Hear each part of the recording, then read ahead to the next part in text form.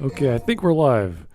And All good right. afternoon, everyone. Welcome to another Smudtalk, where we're talking to a bunch of people about Devil May Cry, one of their, I wouldn't say it's their favorite series for action adventure and stylish combat, but it's up there as a classic. And we're watching Gingaman play the first one, I believe. Or is this a, Yep. yeah, it's the This original one. is this is Devil May Cry 1 coming at you from the HD collection on Steam. Oh, so that's on PC then. Okay, awesome. Yeah, it's been on Nice. PC for literally 10 years. Yeah. And I think I've seen this first when it came out back in 2001. It was 2001, yeah. Yeah, it was around Now, there because I was still at now, school. So, yeah. it was- Yeah. And obviously we've talked about this before, but it should still be made clear this game was in fact the very first version of Resident Evil 4 back when it was in development. right. Yep. And everyone remembers the story. And in case you don't know, one of the developers cranked out the frame rate, so they wanted whoever the character was at the time to be to run across It the. was well, it was basically still Dante, but he was still named Tony Redgrave. That was the original concept. What Okay. little I remember is it was going to be Tony Redgrave and his twin brother. It was they were going to reveal that Oswald Spencer was had been doing genetic experiments on himself, and as a result, his twin sons were also going to be part of that experiment. Okay. That's why in that version, Oswald Spencer's sons would have these powers because of that. I gotcha. And it But yeah, changed because of the frame rate change, because everything was sped up.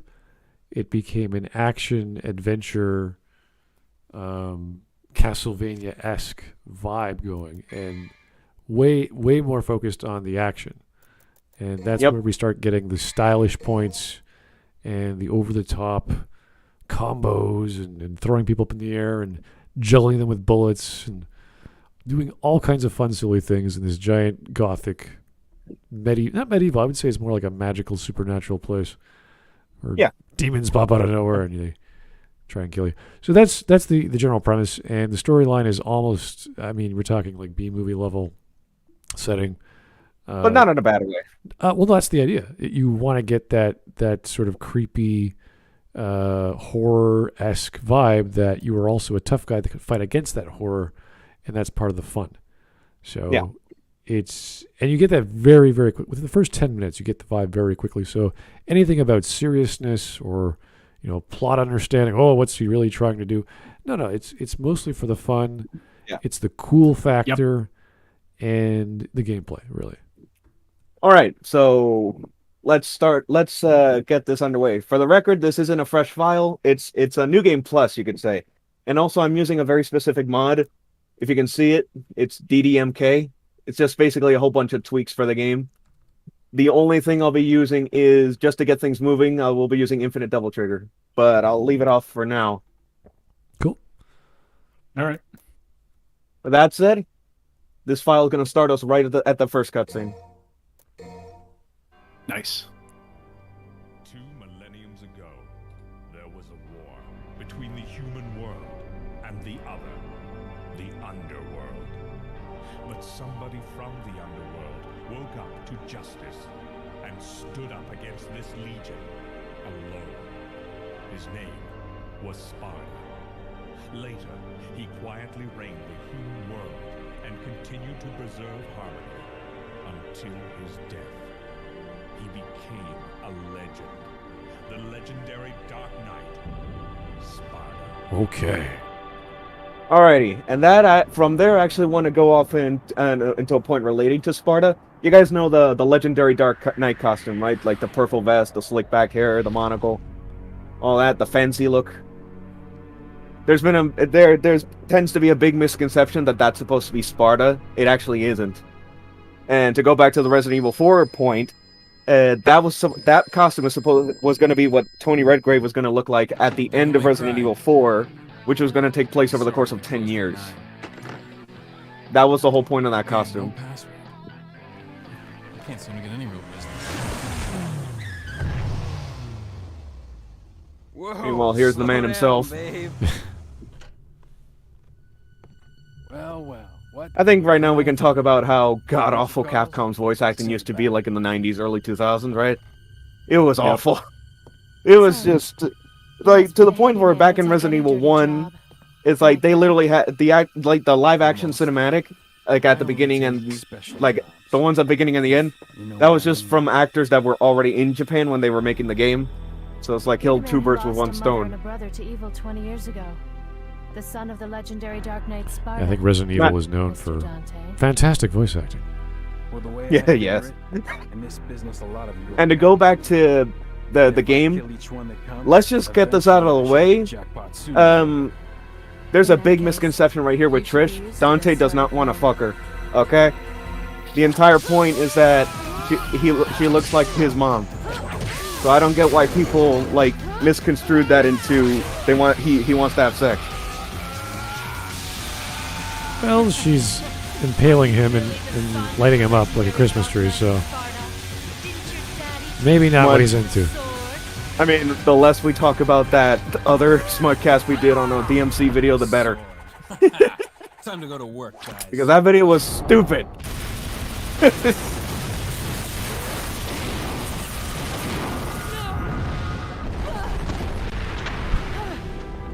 Even as a child, I had powers. There's demonic blood in me. What strength? You were the first one to know about my... Yeah, right off the bat, we're seeing already that Dante is a pretty exceptional person. Bit of a healing factor there. He just shrugs off impalements to the body. Whatever. My name is Trish. Yeah. Only in cutscenes, though. Yeah.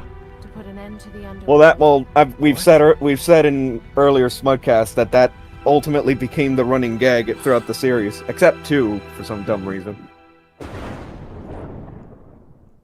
So this but was then again, yeah, that was this was the first 2 minutes of the 3 minutes of the game. You're like, oh my god, what the hell's going on? So the tone is already met. The style of game is already obvious. Yep. Not to be taken too seriously. Yeah, they pretty effectively use the cinematics to first of all explain the guy that started all this, Sparta, Dante's father, who he started all this by rebelling against the demon lord Mundus. Like 2,000 years ago, it said.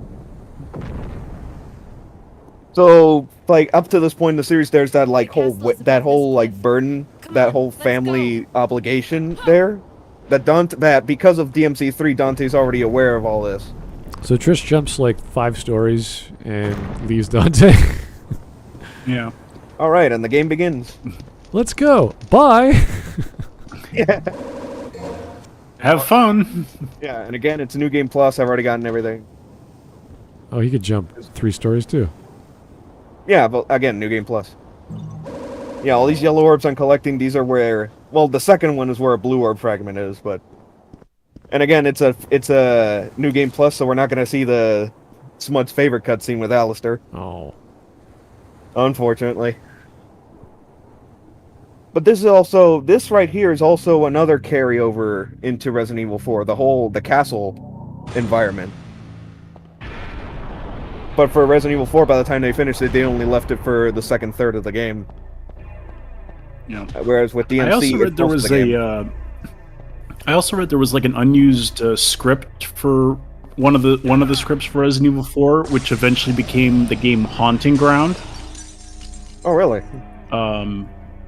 Yeah, like the whole idea was like there was like a girl in a castle, and she was gonna like have like a mutated experimented on dog that was gonna keep her company, and then they're like, just make it its own game. We'll send that script off somewhere else, and that became Haunting Ground. Like the dog. That reminds me of a movie. I'm flaking on it right now. What was it? What was it? The dog was called Old Yeller. Forgot the name of the movie. I think that was the name of the movie, wasn't it? Old Yeller? Yeller? I think. Okay.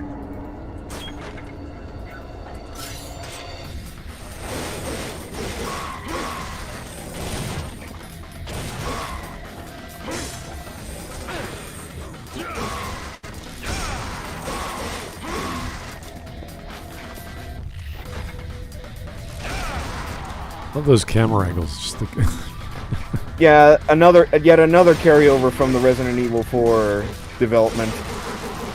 Yeah. But then again, it's like for the most part, the camera angles aren't that much of a bother in DMC1.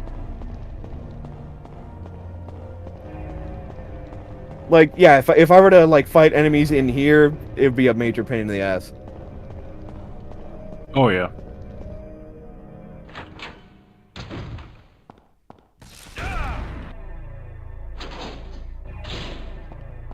Once again, we have the good old Resident Evil level design here. Go one place for a key and then go right back to where you just were. Yep. Typical Resident Evil, but hold on. Just do that quick.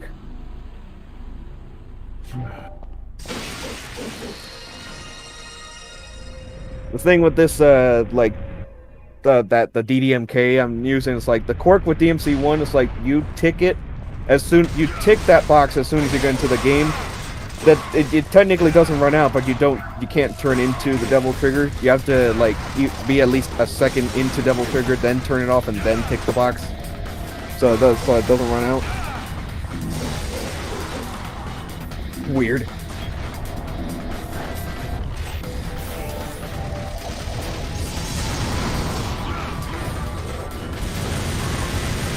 Oh, this I remember. Okay.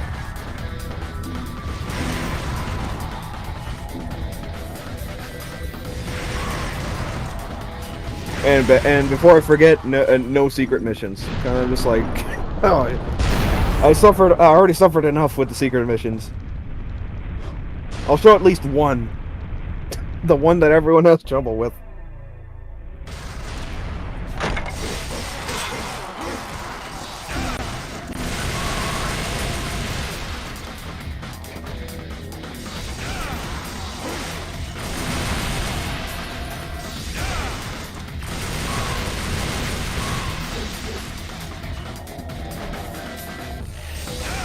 Forgetting the buttons for a moment there. Oh yeah, there's so many combination attacks that it's like, how do you launch them in the air again and then jump them back up into the air, and then while you're in there you can start blasting them with your guns and you're hovering in the sky and you're like, what?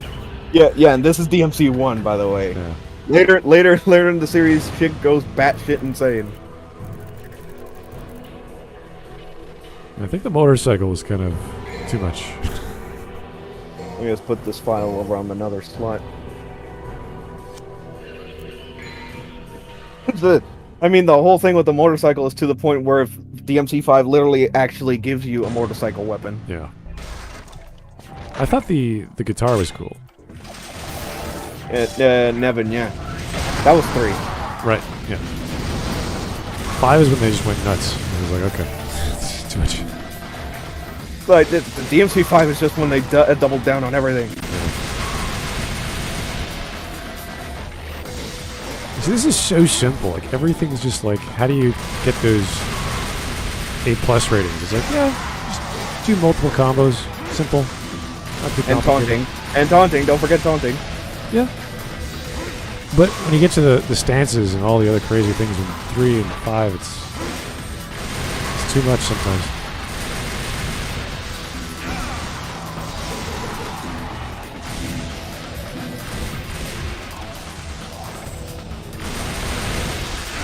So Alistair was up the top of those stairs, I believe. But you already got him. Or it should be, yes.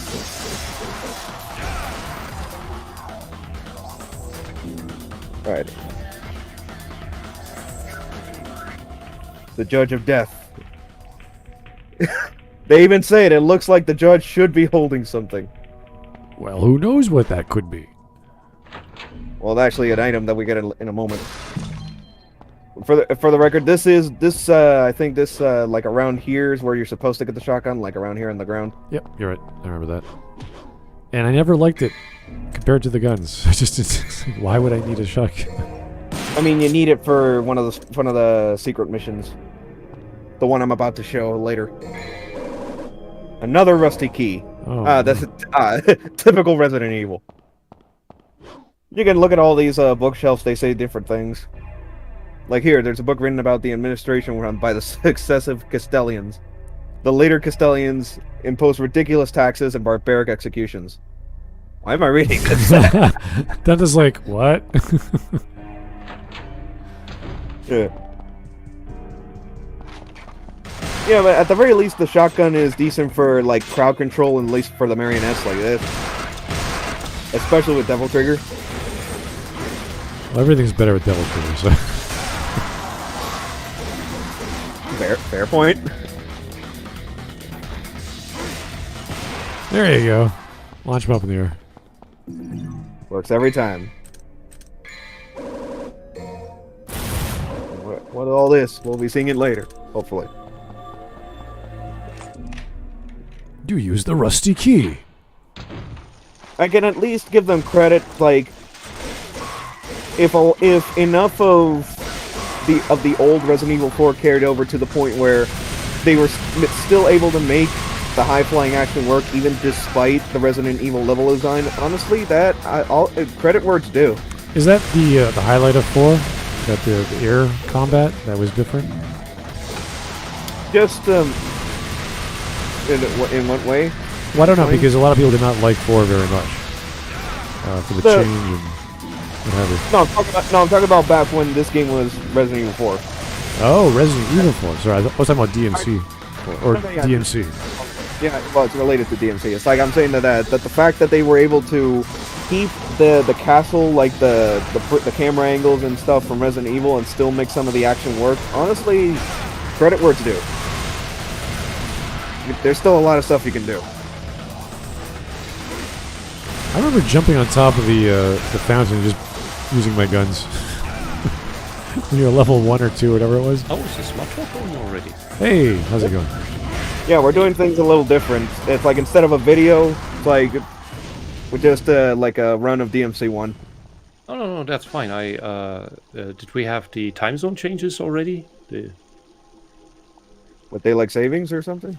Yeah, because the nations change at different times, so we have offsets sometimes. Okay. I don't think that's happened yet. Nope. But oh no, but no, it's from my point of view, you're an hour early. Fair point. So yeah, sorry I'm late. I didn't know. How's Bayonetta 3 treating you? Horrible. Oh. Atrocious. Don't buy it. What is? I didn't catch that. Bayonetta 3. It is. Oh. It is bad from every point of view, every element. Jesus, and we waited 5 years for that shit. Yeah, and Yeah. it was hacked together at short notice. Well, I was watching like the all the boss fights, which is like a 3-hour video, and they some of the segments are played by like that new blonde-haired character, and spoilers for this. I'm in the middle of it. I don't know where the story ends, where it leads. I have I figured out what the twist is. I figured out what the twist is regarding her. Because it's like, even if you have like a base knowledge of the game, it's like, yeah, you kind of figure out the twist like pretty easily with her. You mean that she's the daughter? That's not even hinted at. That's not a twist. That's well, no, like from the bloody from what I star. saw in the cutscenes, they were like trying to keep it hidden, but like, you know, there's like clues. It's like, yeah, it's pretty obvious. Yeah, but it's this typical cringe-worthy. And everything about this character is cringe. I'd say she's the special type of the cringe soup. Well, there's stuff that doesn't even make sense either. Like, apparently, the character Luca, who's like the reporter guy from the first two, he's a demon. No, he's a fairy. Okay, well, whatever. Wait, what? What? He's now a fairy. He turns like into this giant wolf thing. He turns into a super fairy. I'm just like, what the hell? There was no indication of that in the first 2 games. I'm just like, exactly. It comes out of nowhere. The point of Luca is that he doesn't have powers. That's what makes him appealing. That and he's chasing Bayonetta. But the game is the game is written by a 5-year-old who has absolutely no creativity. It's written like the Star Wars movies, the new ones. Oh boy. Like what's up? Like the Chibnall Doctor Who. Like it has the superficial elements of the franchise, but it doesn't know why it has them, so it just throws them at the screen. Yeah, and what's funny is when I remember someone was like, streaming Bayonetta 2. Someone was streaming Bayonetta 2, and I made a joke like, "Oh, Luca's going to be a boss fight in the next Bayonetta game. You know, like we're going to have to fight him at some point since we're fighting everybody else that we've ever come into contact with." And then he turns out to be a boss fight, and I was like, "Okay, someone's got my house rigged. You know, like there's microphones in my house hidden somewhere. There's got to be." This happens when creative bankruptcy starts to creep in. The way anyone who played World of Warcraft since the early days, eventually they started killing off every story character Warcraft ever had as a raid boss, one by one. Oh damn! That started going really bad in Burning Crusade. That started going really hard. So Dante just got hit by a blast of lightning. The bridge he was on fell into the water. He's now underwater, and he's totally fine. Well, there's an atfish here. Yes, and and what's your point? It's like that thing really surprises you anymore. Like a sudden giant could pop out of the earth and swallow him. And you're like, oh, cool. I get to fight inside a giant's stomach or whatever. You're like, oh, okay, that's normal. Just another day. All right, funny enough, speaking of Bayonetta, we're actually in just a bit. We're actually going to see like one of the carryovers that went into Bayonetta. By the way, you have a cursor on screen. Oh, sorry. And what I wanted to say about how she doesn't hide it from saying it that she's the daughter. What was her name again? Viola or something? It's the cringe. It's this cringe embarrassment and then not saying it. Oh no, giant spider monster! Yay! Is it Phantasma? It's Phantom. This is Phantom, and this is actually one of the few things that directly carries over into Bayonetta from DMC. Oh, nice. But I was gonna say it's like. Who does talk. Yeah, but I was gonna say it's like when you were starting, like I think starting the game, you didn't even start. It's like for me, it felt like they were just trying to push their own version of Virgil, or something. That character is just the worst thing. I can imagine. The daughter. The animations, the walking animation, is atrocious alone. Well, what's even weirder is she's also voiced by Jennifer Hale. No, she's not. No, someone else. Isn't she? No. Oh, I thought the daughter was voiced by Jennifer Hale as well. No, Bayonetta's still Bayonetta. It's the other. Well, no, Bayonetta is voiced by Jennifer Hale in the game. I know that. No, we're talking about the blonde bitch. Yeah, I thought she was also voiced by Bayonetta, by Jennifer Hale as well. No, she's not. No, she's voiced by some SJW cringe girl. Yeah, and then Which the irony, fits the character. Yeah, and then the complete betrayal, the stupid thing that I don't remember. I saw it in Smud server and somewhere else. Like, so she was like part of the movement to donate to the trans people charity or something. Some bullshit thing. Yeah, that she went to the point where she cosplays Bayonetta. I'm just like, okay, whatever. Yeah, I'd say that is a character. That character is a self-insert of her, or at least it's a self-insert of an emotionally immature narcissist, and a pseudo punk. I mean, literally who's rebelling and like angsty and angry, but also totally insecure and embarrassed about having superpowers and knowing all these awesome people that she knows everything about, and she knows about the multiverse, and so she gives the exposition. She has this really horribly written intro speech, but at the same time she's embarrassed and awkward about everything. She is the Hello Kids teenager punk. Like I have the way that someone who doesn't understand real people would write a teenager. It's absolutely atrocious. And when she walks, whether it's the normal run or the speed, the fast run, she constantly breathes through her mouth. She's constantly out of breath, like she has a smoker's lung. That is stupid. It's annoying to just listen. Her battle noises are atrocious, and she has this weird girl punk battle music, which is completely in contrast with the style of Bayonetta. As is her fighting style. This, Bayonetta is focused on dodging to get the witch time. So it's like the constant dance around the enemies. She gets her witch time by blocking. Kind of defeats So it's the all point, doesn't it? funky. Kind of defeats the point. Yeah. She feels like the opposite of Bayonetta. Oh, and in the intro, actual Bayonetta gets killed. So what we play is Otherworld Multiverse Bayonetta. Oh. And constantly other Multiverse Bayonettas get killed, where you get your new demons and new weapons from. Oh yeah, I saw that. Yeah, she just stands there, like the Bayonetta you play as just stands there and lets them get killed, essentially. Yeah, and the Bayonettas that get killed, they also just stand there so that they can be grabbed from the bad things from behind. They don't move. They just... Yeah, they win the fight, but then they die. Yeah, so every Bayonetta, in order to die, needs to... Except one that saves you from falling into a black hole. Every Bayonetta that dies at the hands of an enemy has to paralyze herself, like shut off her brain for 5 seconds in order to be grabbed and killed. What's going on?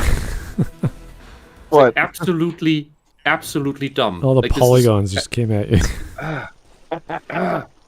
It's just horrible. Everything about that game is horrible. The level design is horrible.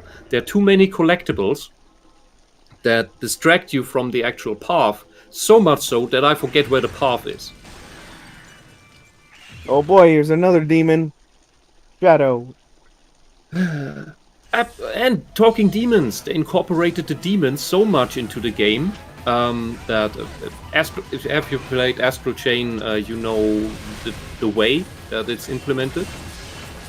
Like, you summon the demon, you hold the trigger, and then you control the demon while Bayonetta dances on where she is, and you only need to dodge to not get hit while that happens.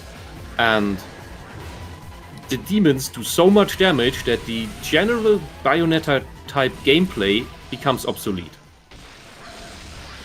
I remember fighting this guy. He was a cool boss, but obviously killing him in 20 seconds isn't as fun. Oh, and my bad. Dead. Yeah. You know the fun part about Bayonetta being you have guns in your hands and guns at your feet, and you can have instead put shotguns to your feet and have bazookas in your hands and the other way around, or claws, and mix these back and forth for our personal, fun, stupid playstyle. Bayonetta 3 doesn't do that. You just have the 4 guns, or you have the other weapon, or you have the 4 fans, or you have the whatever else there is, the yo-yos. Yes. It's like the mixing is gone. The game has been stupefied. It's been casualized to the point of being, I don't know, appeal to non-gamer cringe-soos, probably. In a way, yeah. It's absolutely horrible. And the exploration is shit as well. Am I the only one that finds it weird that her look mid the Bayo Prime goes from her Bayo 1 look to Bayo 2 and then back to Bayo 1 in the third game? It's weird, right? I can understand in the trailer when the game was announced, but in the game itself, really? She cut her hair just to grow it back. Okay. But she can do that magically. But fair point, but I'm just like, why not? Even if it was just for the one scene, why not just stick to the Bayo 2 design if you were gonna kill her off I don't immediately? know. Maybe it's yet another Bayonetta multiverse. So thing. here's a very common trope in these games, even in Castlevania Symphony of the Night. You fight your doppelganger. Well, in this case, it's Near Nello Angelo. yeah. This stinking hole was the last place I thought I'd find anyone with some guts. Yeah, this is one of the things that DMC definitely helped like keep establish as a staple of these kinds of action games. The rival battles. Yep. And he just takes off. He's like, I'm awesome. Bye. Just like Well, Trish. Like, where is well, they Trish tend anyway? Somewhere. She just took off. Like, well, let's go. Bye.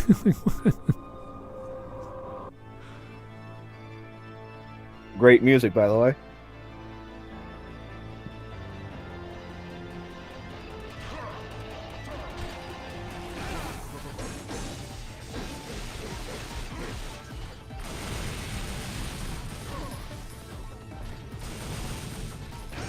And no chat, Bayonetta 3 is that bad. I don't care what you believe. I have played it for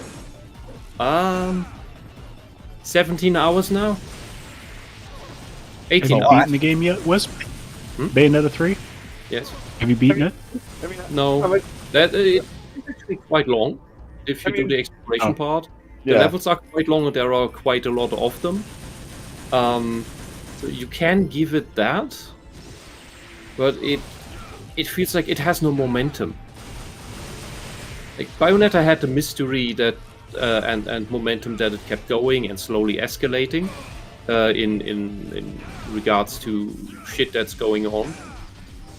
Bayonetta 2 started with this really great roller coaster intro and kept a pretty good pace after that. And Bayonetta 3 just it's like it doesn't want you to play it. First you get this story dunk on with Bayonetta's dead and there's this cringe girl that gets her magic powers. Like the forced hand-me-down of the torch. And then it's just it doesn't feel engaging. And and I think that is in part for the choice of enemy. Oh, it's not Inferno or Paradiso. That's the problem this time. No, it's nanomachines from the multiverse that are destroying the multiverse. There's a cerulean green goop guys that just they're aliens. Okay, nano aliens. Not to mention your first hour where the game was just updating. I seem to remember this being a really amazing boss fight, and again, very cool. But Nello Angelo basically has your Alistair moveset. yeah, no, it's great. Most of the same swings, a couple things to himself. It's really in the third battle near the end of the game where he gets a bit more original. Like that whole level design was great for this sort of battle. Oh yeah, it's like it definitely like make the separation between each phase. It feels like just right. It feels like you're watching some sort of movie where everything just moves along as you're fighting. You're going from scene to scene. And I remember it being really hard too. Yeah, Tyler Preston, yes, that's the final, like, can you say chapter? Because the levels are called chapters. But like the world bosses have the final phase is some giant demon versus giant thing phase. And I'd say they are done creatively. They have creative ideas for those. Like the second one is giant Madame Butterfly bathing in the clouds and breathing little soap bubbles at Monkey King demons that are flying around. That's funny. That's cool. That's the Bayonetta spirit, I would say. But lots of the game doesn't capture that. And I don't care what you think, G4. You're an idiot. I'm not expecting too much of the plot of Bayonetta. I'm expecting it to be captivating, to have a little bit of mystery that is not so obvious that it hurts. Yes. Because the problem with, sudden new enemies, they are nanomachine aliens from the multiverse, makes them completely unappealing, irrelevant, exchangeable, characterless things. Well, it would be interesting. It would be meanings to them. They were individuals as well in that sense. There's also no gore in the game because all there is this platoon nonsense of the nano aliens. And even when you get these special bonus levels with a few angels or demon enemies, there's not much gore there either. So I don't know what the censorship mode is for in the first place. Right. Yeah. So the nanomachines are all controlled by one guy. So basically, everything is the same guy. Yeah, that's boring. Yeah, and the whole thing, it would be interesting, like the whole idea, like these are man-made, machines. Like it's, they could have done something interesting with that, but it doesn't feel like I don't understand why though, like why he was creating these things. The effects are also so bad. The animations of these things are so ugly. All right. It seriously looks like as if Splatoon is the better game. I gotta read some super chats here. Here's from Legacy. So basically, America Chavez. In a way, yeah. Pretty much, yeah. Okay. Yeah. All right. Here's Legacy one more time. Platinum Games peaked at Metal Gear Rising and Transformers Devastation. Yes. Those games were. Devastation was excellent.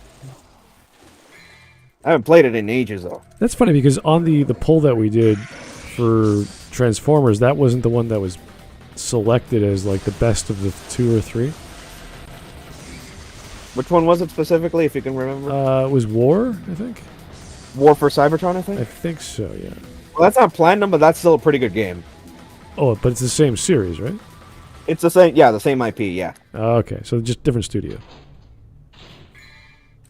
I'm just at this point. I'm just like pretty much Bayonetta 3 is pretty much the DMC reboot of its franchise. So I'm just like so off base that it's ridiculous. It's like it's horrible. I'd say it's insulting even. Rodan has basically no purpose anymore because you don't buy stuff in his shop that's relevant. He's just there. Yeah, you just buy vanity items. At this point, you don't buy your skills or weapons at his place. You get the weapons you get from the story with no involvement from Rodan, and the skills you just get in a soulless menu that looks like a mobile game on the iPhone. It's just, yeah, Viola's Frost. Why would I want to play that? Oh yeah, you know, someone can have a different experience than you. You like that game? Go buy it. Have fun. It's your thing. But I don't think you're very smart or grown-up or brainy person if you actually enjoy that. It's like saying, some people can like The Last Jedi. Yeah, sure. They're probably lobotomized. That doesn't mean it's good, yeah. Yeah. It's like the level design. You can run into aside from lots of invisible walls, you can run into the like, what do we call this? The game end damaging walls that respawn you with less health. Some kind of handicap, yeah. What the fuck? And in a game where you are supposed to explore and look for secret locations, on top of that, you get the spider form. Has spider walk for wall walking, which is amazing. It's a great exploration thing. The problem is, it's not optimized for wall walking. It's a bit fidgety, but that's not the big problem. The big problem is that a lot of walls you can't actually climb on because the game wants you to go certain ways. So it just makes weird magnety, oily, fumbling movements. And you cannot climb all the towers, for example, because the level ceiling is in the way. You cannot actually climb on anything, and I'm not talking the level defining cliffs. I'm talking like a building that's in the level. You have the spider climb, and in a game that refuses you to let you use it as it would work. That's a crying shame, yeah. Yeah.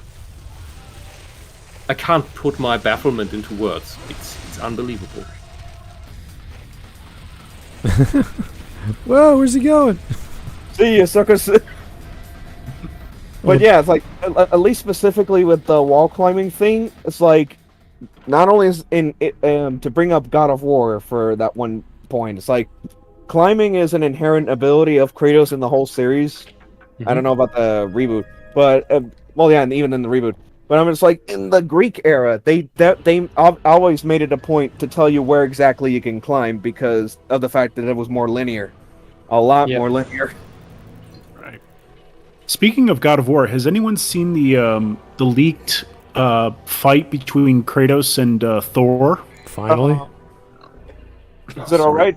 Is it all right if I mention a specific detail about that fight? Sure. I guess I watched. Spoilers. Okay, it spoilers last night. So go ahead. Spoilers for God of War Ragnarok. In the leaked video where Kratos fights Thor, like Kratos actually loses. He gets knocked out, but Thor resuscitates him with Mjolnir. That was hilarious. That was hilarious because you die. You get the game over screen. I'm sorry to cut you off, Genga. You get the game over screen, and then you're like, you see like the tips on screen, like, you know, do this, do that, and then you hear, oh no, you're not leaving just yet, and then he like resuscitates you using the Mjolnir. Yeah, it's fine. I You cut laughed me off. so hard. It's fine you cut me off because I was literally going to say that same thing too. So don't worry. But I'm just like, I'll at least despite the shortcomings of the Norse era, I'll give them that for being self-aware with the game over screen. Oh my god, that was hilarious too. I was like, what the fuck is going on here? Like, he's like so self-aware. Because he actually says, Thor says to Kratos, he says, oh, you killed all the Greek gods because they hurt your feelings. Okay, we can say what we want about Thor. That's kind of true. I was like, whoa. I was like, it's like the what was it? It is a good call. The Winter Soldier meme. It's like, he's out of line, but he's right. The self-awareness just with that one line is palpable because it's pretty much true. I'll give him credit for that. Mm-hmm. He was still justified. He was It no, can yeah, be true. yeah, he was no, yeah. Well, yeah, they're both true. Yeah, it was Right. Usually, when you're right on that, in the situation of Kratos, your feelings were also hurt. Yes, but that's not the primary reason. Yes. Right. The primary reason was that he got his family killed because Ares tricked him. Right. But he in all fairness, Thor was saying it to mock him. You know, to goad him into fighting. Okay. Before we all right, let me just say quick, like, this room's where you can get the grenade launcher in a normal playthrough. But back to God of War, it's like, yeah, the main reason is because Ares tricked him, and I'm just like, and I actually said it at one point to a friend. It's like, Ares literally set the whole thing up because he'd been planning to overthrow Olympus for centuries at the very least, and Kratos just happened to be the guy that pretty much fit the bill for what Ares wanted to do. Right.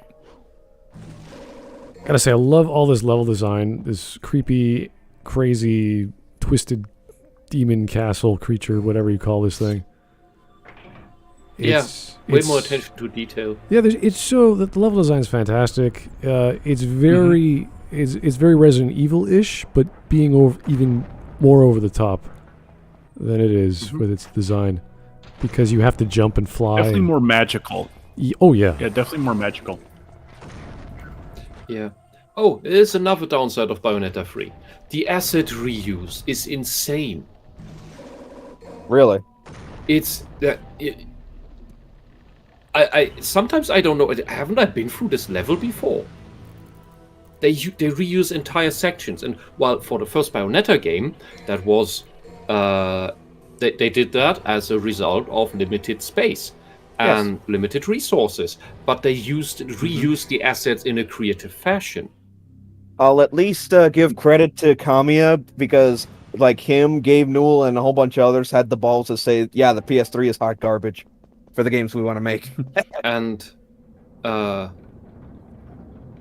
But in Bayonetta 3, it's just plain copy and paste, over and over, and the cities all look the same. Oh yeah. Whether you are in Tokyo or Paris, the differences are minuscule. This stupid multiverse Nexus Island looks all the same. The Ginungaga levels always look the exact same. I thought, like, is this even the same geometry? I thought, like, the first 2 times. You have the Chinese wall level. Well, okay, that's gonna be repetitive to a degree, all right, but the cliff elevator that they reused, that is so specific. But they reused the exact geometry of the entire high cliff with the elevators. That was just lazy. That's just bad. That is absolutely lazy, yeah. I have a question. It goes on and on. I have a question about Bayonetta 3, and like I said, I've only watched like the boss fights in that game. Why is the French version of Bayonetta, the one that's the magician, why is she evil and trying to kill us? Spoiler. I just started that level, so I don't know.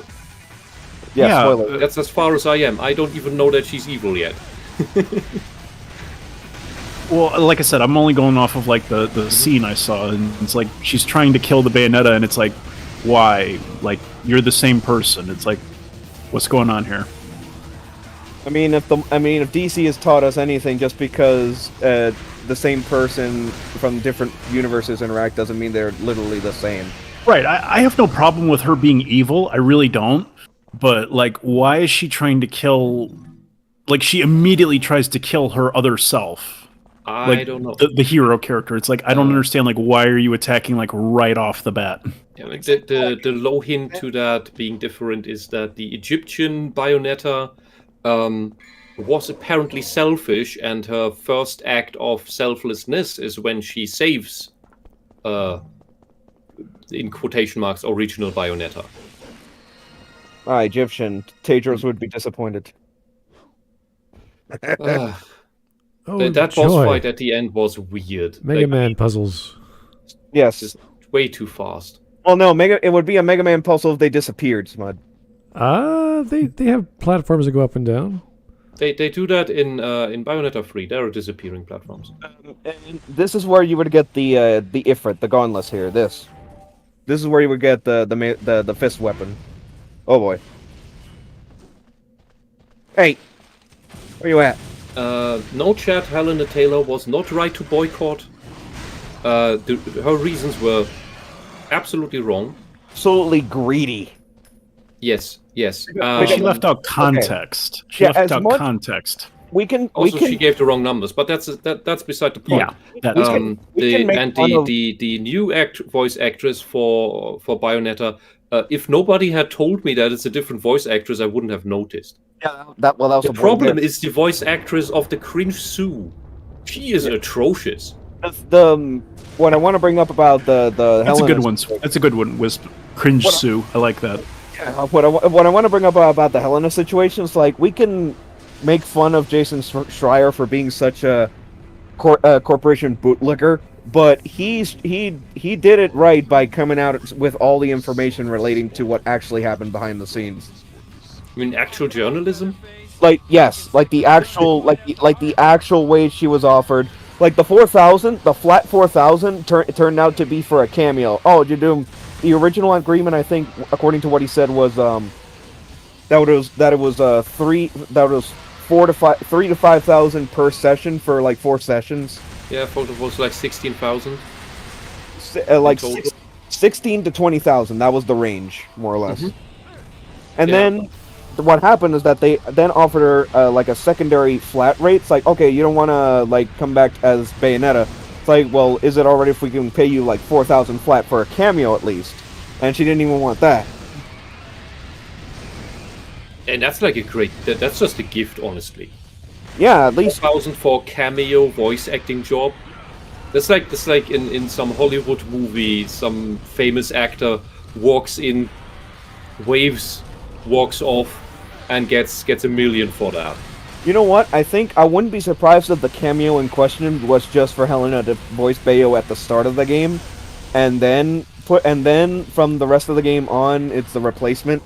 Wouldn't make sense if you ask me, because they are all Bayonetta. Yeah, because Multiverse, Right. yeah. Yeah, but it doesn't. Yeah, and never do a multiverse story. It devalues everything. And the intro looks as if the first 2 Bayonetta games are now irrelevant, because that's just one multiverse world. Blah blah blah. No, it's not. And she's not the original Bayonetta. The Screw that. original is the one of Bayonetta 3. Like, fuck off, game. Oh. Oh, Not that's what Evil Guy refers to her as. I'm trying to debate whether that's as bad or worse than the DMC reboot, just disregarding everything, because it hurts just as much. Just hearing it hurts just as much. It's actual killing the past. Yes. It's complete. Like the Bayonetta that we grew up with, let's say. It's gone. Oh, you know what? I think DMC Devil May Cry is still worse because Bayonetta 3 killed its past. The DMC reboot mutated it into a deformed abomination. Yeah, in the DMC which reboot, they also made fun of the past too. Yeah, they made. I will just see Bayonetta 3 as non-canon. That game makes no sense in any which way.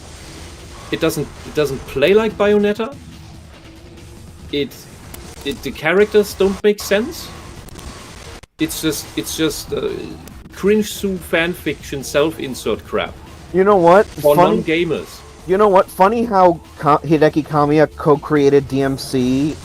It's like only the DMC one, but I'm just like funny how the series he left behind for Bayonetta was able to make had such a bad game and yet was still able to make a comeback like half a decade later.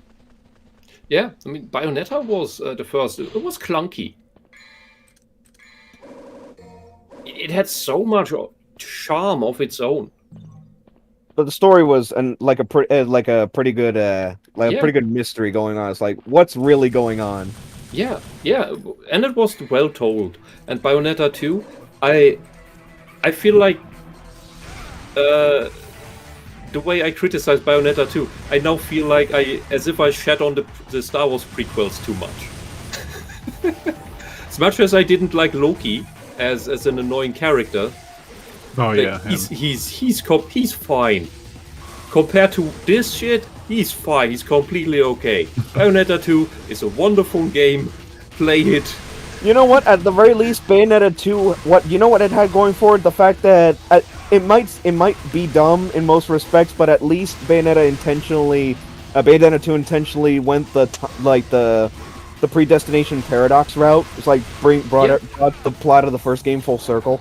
Yeah, I mean the first game was already a time travel plot, and the second one rounded that off. It closed the circle. Yeah, that was okay. Yeah, it turned it into a predestination paradox. Yeah, that was nice, and the combat felt more smooth. See, that makes sense with games like this with settings that are so over the top that you don't have to worry about not necessarily continuity, but wrapping your brain around how is this possible? How are we doing this when you have demons and angels and ghosts and God knows what in Resident Evil? So this just happens to be the magic, I guess you could say Judeo-Christian mythos of Capcom. Like demonic power, yeah. Yeah, whereas the rest of their stuff is like, scientific, science fiction, weird horror stuff.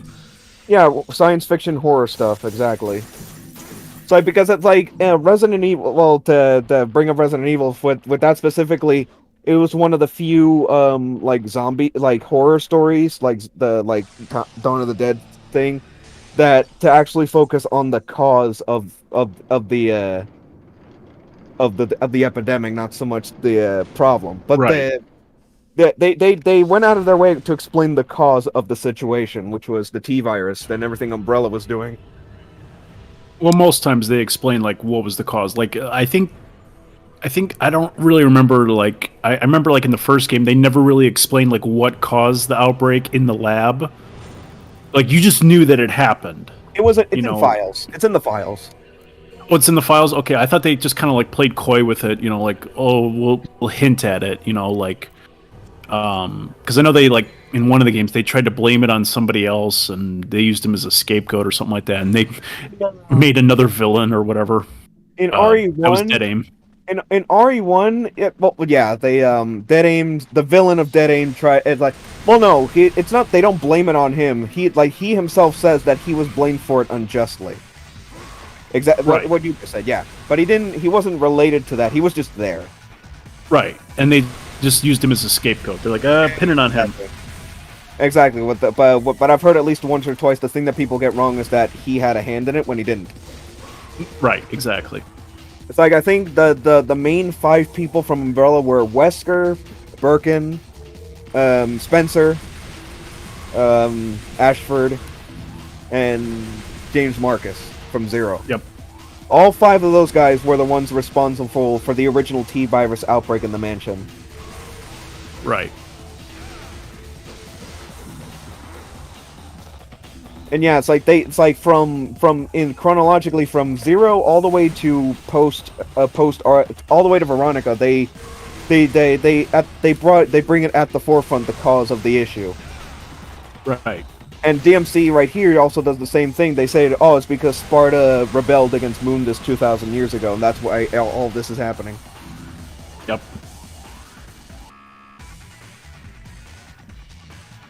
And now we're starting to see a bit of the variety in the environment as soon as we leave the castle.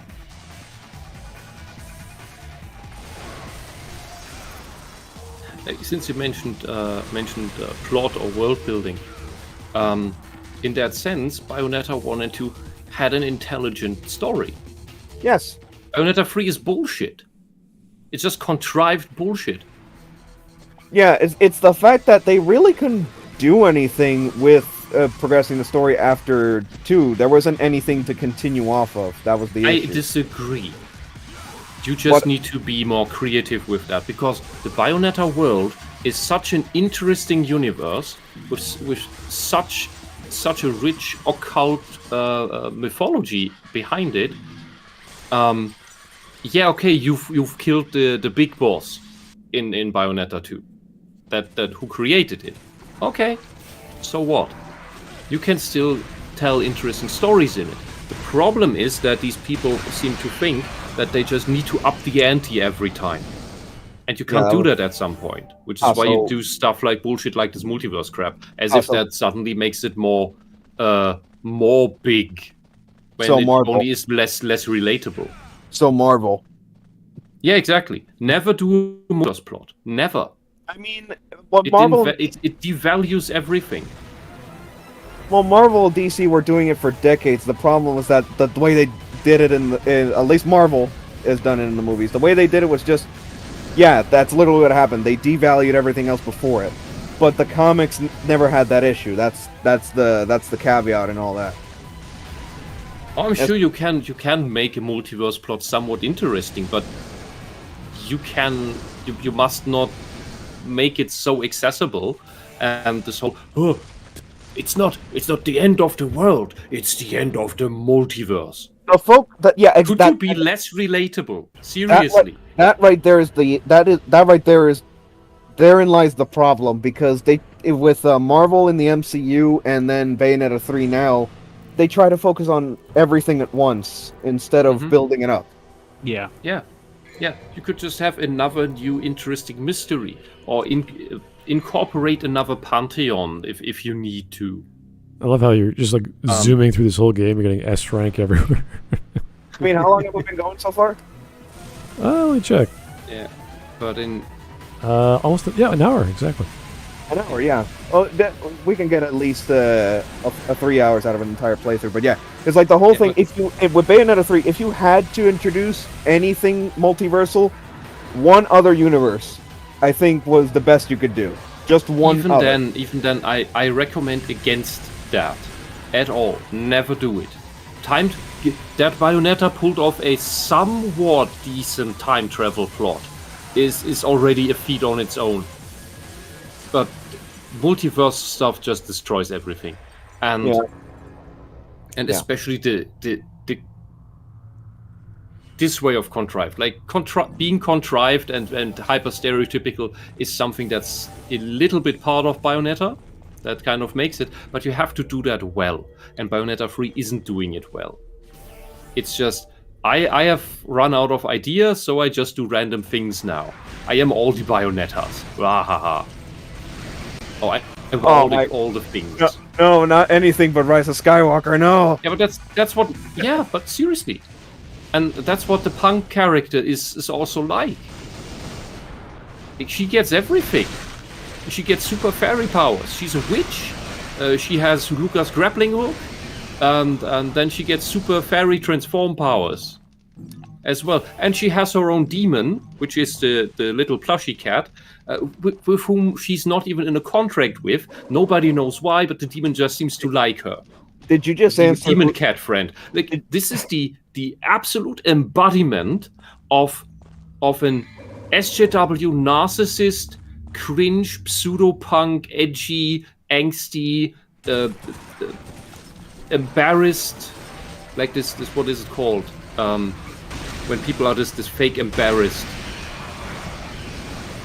Did you just, with all that you just said, did you just answer who the father is? I'm not done yet. Right.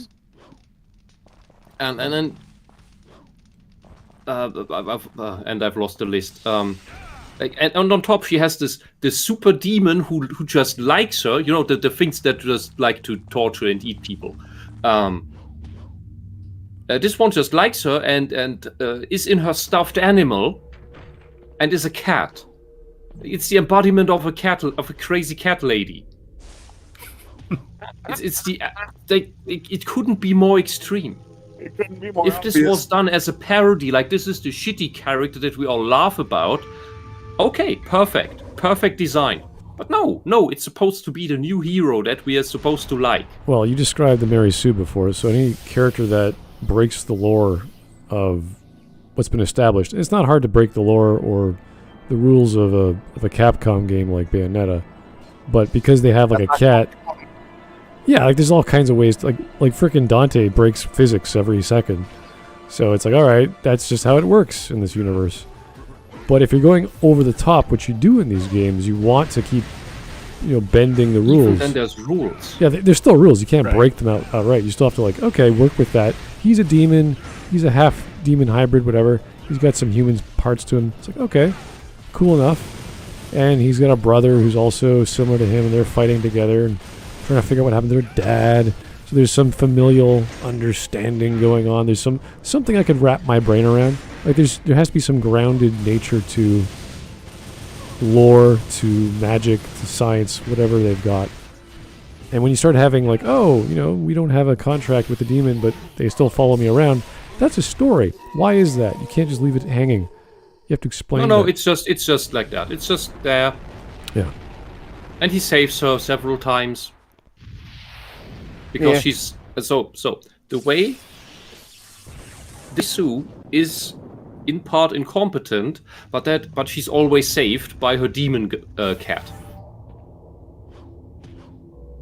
So she can only be incompetent when she can get saved. Otherwise, she is the super awesome mega fighter who kills things that even Bayonetta struggles with. So she is literally the Rey Skywalker of Bayonetta now. Yeah. Oh my god. And who's embarrassed about having superpowers?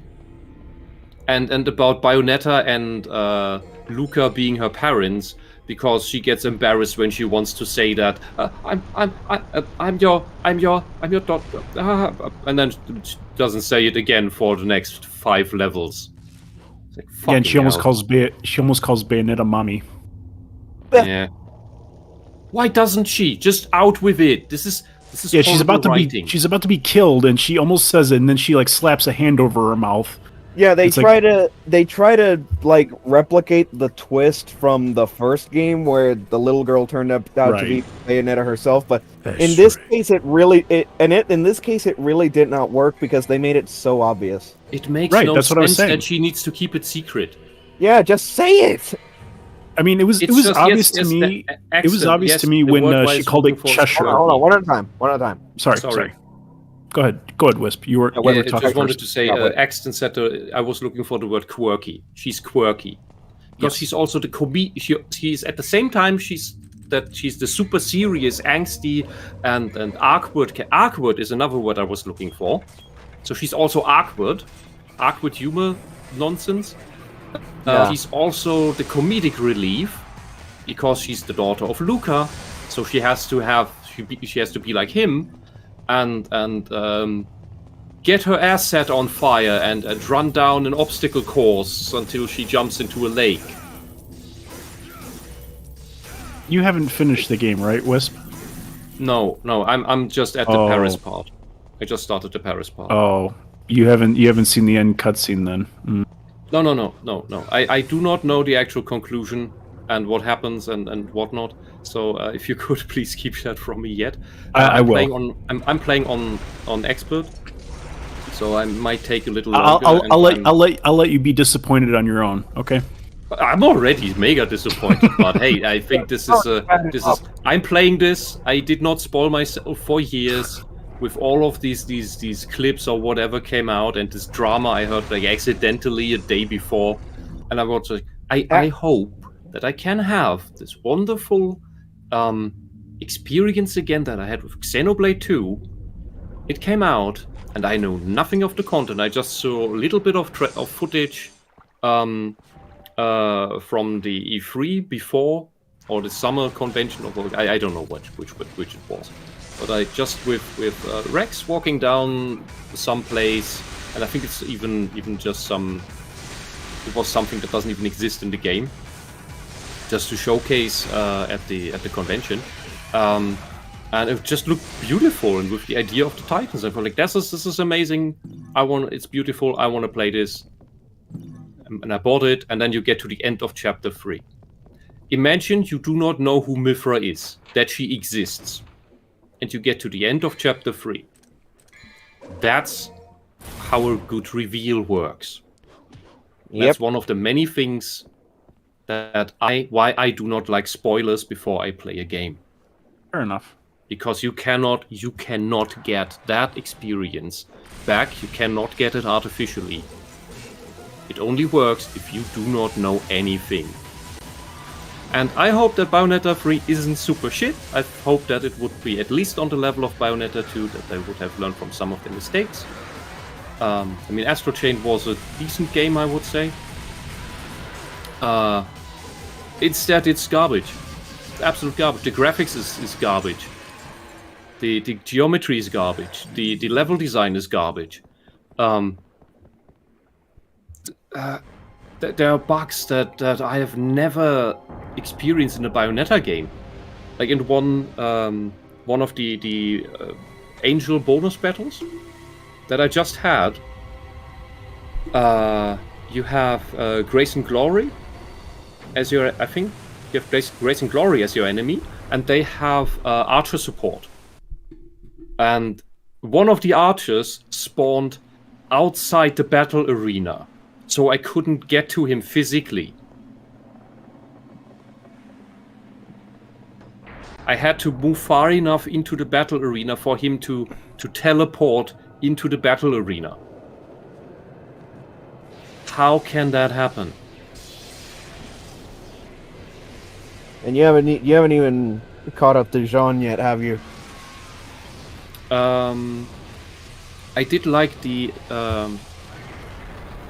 I did like the first her side story bonus mission thing, because that's the Impossible Mission game. If anyone knows that, came out on a floppy disk, the old floppy disks, the big ones. Oh yeah.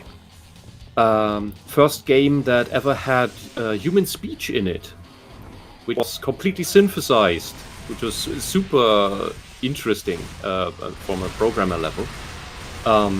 Great game, by the way. I played it as a kid. And was like, oh, this is interesting. It's just, it's a bonus level. It's not a bonus, it's mandatory.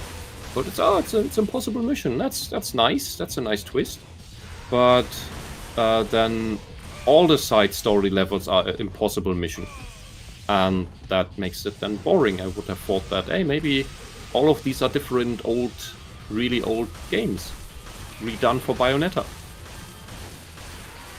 So I just got in the third one, she finally gets to the end of the lab and meets this professor guy. So I haven't seen, he's not been revealed yet.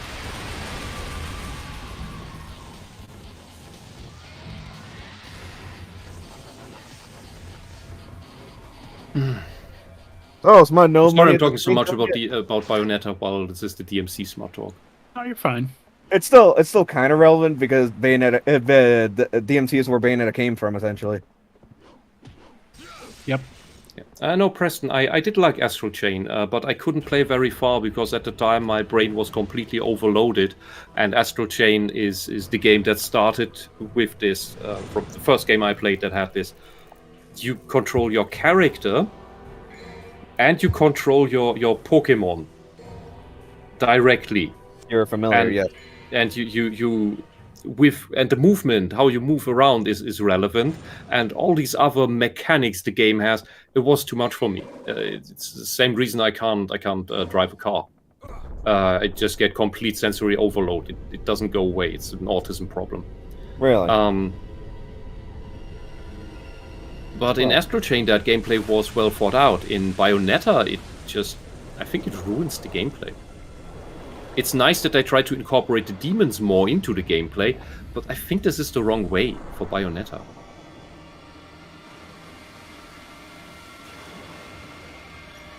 I think they should have done that in a more subtle way. I can see where you're coming from, yeah. So now we're underwater inside the ship. It's kind of cool how that sort of... the action games like DMC, at least DMC, it's like they always they put you in a certain situation and they always find a way to write in the gameplay, write you into a corner only to then give you a way out. Like right now, it's like we were on the ship, we really had nowhere else to go, and then the ship got capsized.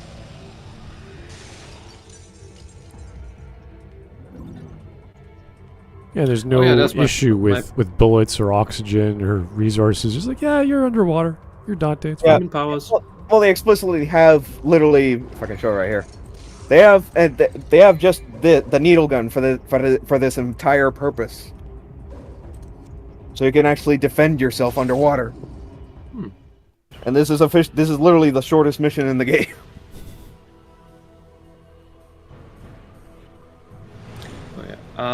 So my last criticism about Bayonetta, because I keep talking about it when on the DMC Smart Talk.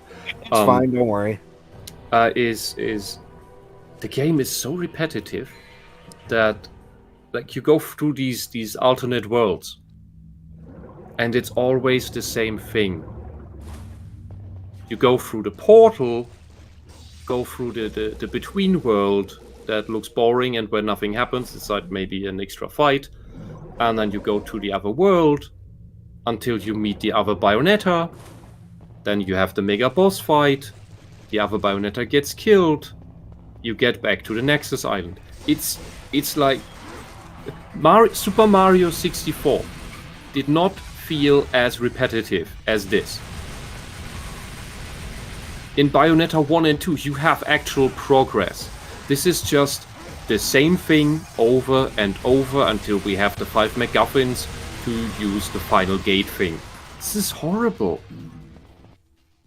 Yeah. They really. Because now we go to the desert level. Now we go to the swamp level, or something like that feeling. But it's all the same geometry. It feels like it's all the same geometry. Is the desert level in Bayo 3 literally the second location you ever go to in the game? I think it's the third. Third?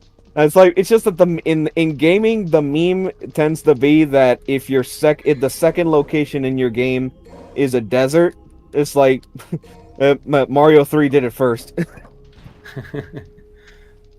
Mario did it first, yeah. Well, even Metal Gear Solid did the ice level and the fire level. Well, the fire level was only because it was like the smelting chamber. It's like for most of Shadow Moses was still leaning heavily into the fact that it is in Alaska. I mean, I do give it that it's a pretty desert. Fair point. But it's one of the few pretty places. Whereas to go back to DMC, it's like even as far back as this game, as DMC 1, we already seen a lot of, at least a handful of varied locations. We started on the castle, and then we're here like in the wilds. It's like even as far back as the first game, DMC was not afraid to like switch things up. I can get up there. So no more money's thrown at the screen yet. Ah. No, just chat, just basic chat. It's okay. Any interesting comments in the chat? Just for the sake of talking points, I'm fine with it.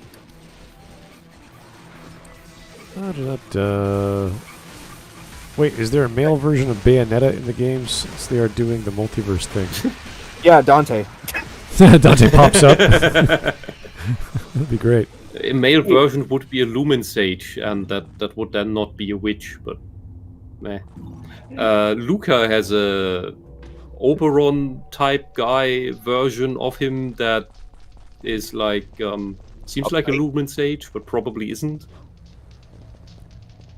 I'm just like that came to my mind. It's like in a meta context, it would be Dante. And not just because Dante won Death Battle. So we can say what we want about Death Battle. That the Dante versus Bayonetta was actually a pretty good fight. Mind you, DMC 5 had not come out at that point, but still. Oh yeah, I also do not remember the camera movement in Bayonetta in Bayonetta 1 and 2 being as bad as it is in Bayonetta 3. Wasn't it? Whatever the camera is doing, I think it's trying to bully me. Wasn't it still fixed camera angles in Bayonetta 1 at least? Or at the very least, you didn't have a control of the camera. You had some. Okay. You had some control, but the angles were useful. In Bayonetta 3, the camera repeatedly decides to move behind objects, so I don't see what's going on. Yeah, that's stupid. Then you have these the standard setting is a very close camera, which is horrible because you have these giant enemies and your own giant demons, and I don't know what the fuck's going on. I'm supposed to dodge or block with the cringe girl, and how am I supposed to see the enemy telegraphing an attack when I don't see the enemy because there's all this crap around and the camera decides to move behind a rock? Thankfully, DMC 5 doesn't have that issue. Yeah, and the Egyptian boss fight, it's also fun, has the boss spawns lightning grids in the arena that if you move into the lightning, you get stunned. Okay, not a problem. That's a good mechanic. The problem is the camera decides because it wants to have the boss in like focus and show you how awesome and big the boss is. The camera moves into an angle parallel to the ground, so that you cannot see the grid. You only see the straight lightning, so you don't know where you are. There's no depth perception possible, and you don't know where in the grid you are. Like, what the fuck is this shit? When you have this stuff going on, you want the camera at a higher angle so that you know where in the grid you are, so that you don't run into the lightning or dodge into the lightning or something. And I can move the camera back up to that higher angle, but the moment I let go of the camera stick, It moves back down to the low angle where I cannot see anything anymore. All right, guys. And I already have to play Bayonetta and the demon. Really? Well, as guys, you It's wondering like- if anything else you want to say about Ah! Devil May Cry or the series, or I think you have another hour and a half of gameplay. The rate you're going, it's pretty quick, so maybe even less. Yeah, probably. Yeah. It's like zip. We're going right through a level. It takes 5 minutes. Like wow. Yeah. That camera zipping just was a bit tismy. Yeah, that right here, we just oof. But I'm just like the whole thing with the camera is like, speaking of cameras, like there's a reason why it took until DMC 5 to give you actual control of the camera, and that just shows how well the design of the gameplay works around that quirk. I mean, there's things like right here where it's this one part where the camera just focused there for no reason, but still. Yeah, the camera work reminds a lot of Resident Evil and Silent Hill. Well, again, this was going to be Resident Evil 4 until they changed it. Oh. Yep. It's funny how, and the irony is that you can. It's funny how you can trace Bayonetta back to Resident Evil. Oh, that's why the UI looks like Resident Evil. Yeah, pretty much. Funny. Well, Resident Evil technically didn't have UI until 4, was it? Oh no, just the entire style of the way fonts are used, the colors that are used. Yes. That's what I mean with looks like Resident Evil UI. Absolutely.